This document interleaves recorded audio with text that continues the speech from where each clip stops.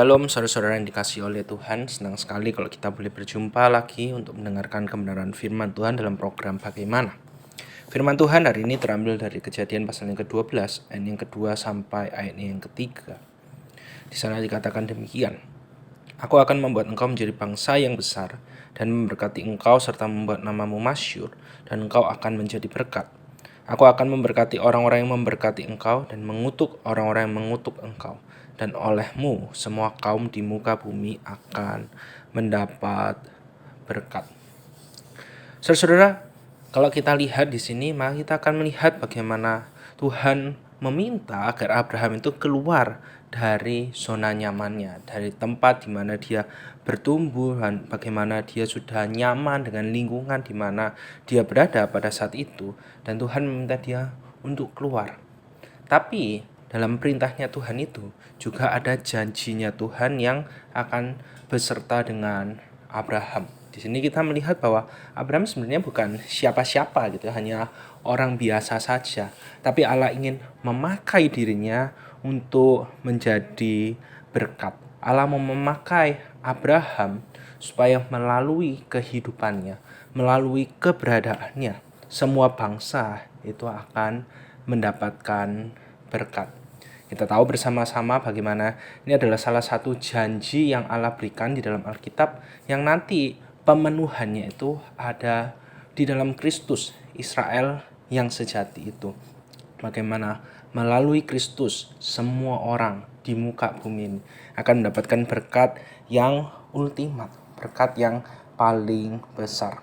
Nah, kalau misalnya kita kembali lagi kepada kehidupan Abraham, maka di sini kita melihat bagaimana apa yang Allah janjikan kepada Abraham ini bukan hanya terjadi di dalam kehidupannya saja, tapi juga di dalam keturunannya, dalam kehidupan bangsa Israel. Kalau dalam kehidupan Abraham, maka kita akan melihat kemanapun Abraham itu berada, maka di situ tanahnya itu menjadi subur.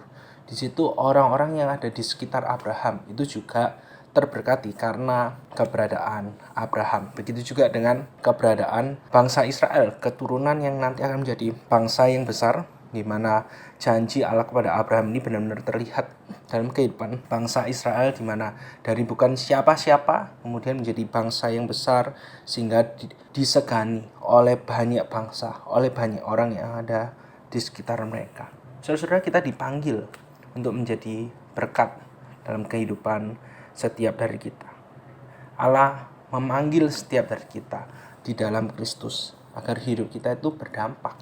Hidup kita itu bisa menjadi berkat buat orang-orang yang Tuhan taruh di sekeliling setiap dari kita.